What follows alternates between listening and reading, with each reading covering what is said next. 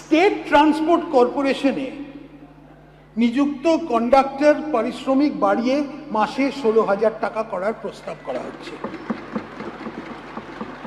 Civic volunteer, village police ও green police কর্মীদের August 2026 থেকে তাদের মাসিক পারিশ্রমিক 2,000 টাকা বাড়িয়ে দেওয়ার প্রস্তাব করা হচ্ছে।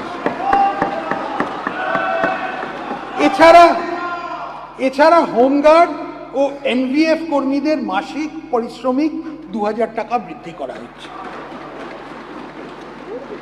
প্রাণী বন্ধু, প্রাণী মিত্র, প্রাণী সেবা, মৈত্র এবং অন্যান্য এআই কর্মীদের গুরুত্বপূর্ণ কাজকে স্বীকৃতি দিতে এদের মাসিক পারিশ্রমিক 2,000 টাকা বাড়ানোর প্রস্তাব রাখছে।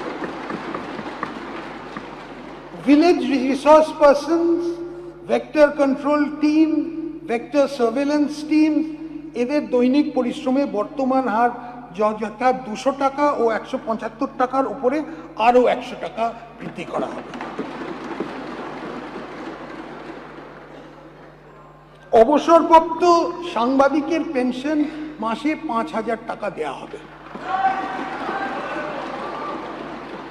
যে সমস্ত ব্যক্তি কারাবাস ভোগ করেছেন তাদের মাসে 10,000, জরুরি অবস্থাটা এটা বেশিটাই, তাদের মাসে 10,000 টাকা পেনশন দেয়া হবে।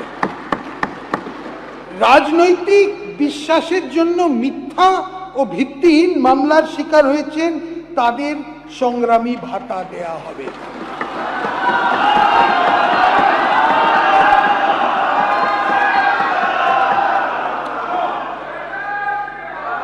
সিভিল ডিফেন্স কর্মীদের মাসে ন্যূনতম 20 দিনের কাজ পাওয়া নিশ্চিত করা হবে।